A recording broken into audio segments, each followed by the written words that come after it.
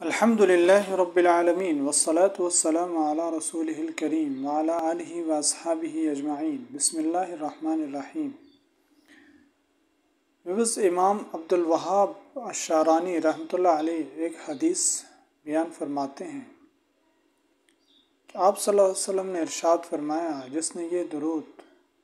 صلی اللہ علی محمد پڑھا اس نے اپنی ذات پر اللہ تعالیٰ کی رحمت کے 70 دروازے کھول لیے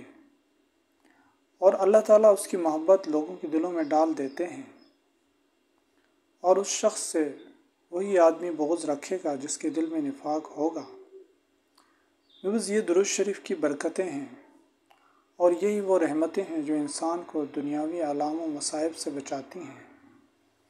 اور یہی وہ درود شریف کی رحمتیں ہیں جو مرتے وقت کلمہ طیبہ پڑھنے کے اسباب پیدا کرتی ہیں،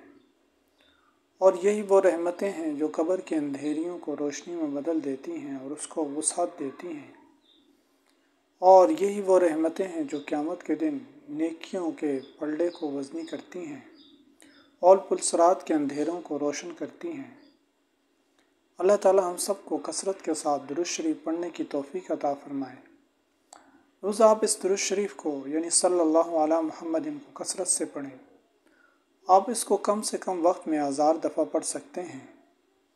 اور اپنی 24 گھنٹے کے دن میں آپ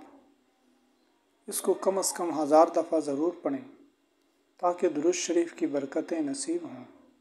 اس دنیا میں بھی اور آخرت میں بھی اور مرتے وقت بھی۔